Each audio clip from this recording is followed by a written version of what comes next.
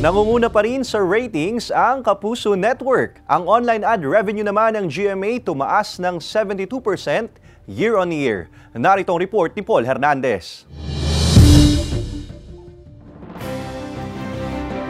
Sa annual stockholders meeting ng GMA Network, ibinahagi ni GMA Network President and CEO Gilberto Duavit Jr.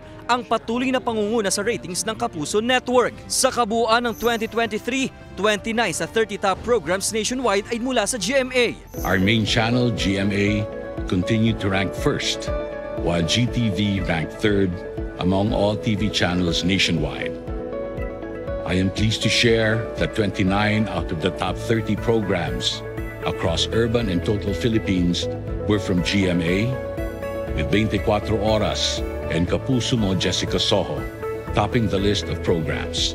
Nananatili ring number 1 sa radyo sa Mega Manila ang Super Radio DZBB at Barangay LS. Nanguna rin ang ilan sa mga local radio stations ng GMA sa mga probinsya. Naabot naman ng GMA Regional TV ang 25 milyong manonood. Patuloy namang mas pinalalakas at pinalalawak pa ng GMA Network ang presence sa digital space. In line with shifting viewer habits, we launched Kapuso Stream in 2023 as a platform to live stream our programs in high definition across multiple internet-enabled devices, complementing our pervasive terrestrial TV reach. Patunay nito, tumaas ang digital online ad revenue ng GMA ng 72% year-on-year. Our collective efforts were fruitful. We closed the year with 45.2 billion video views across our social media channels. Our social media subscribers and followers climbed to 345.6 million, and our GMA mobile app downloads reached 3.86 million at year-end. Nitong 2023, bumalik din sa paggawa ng pelikula ang GMA Network tulad ng 2023 MMFF at MIFF Best Picture winning film na Firefly.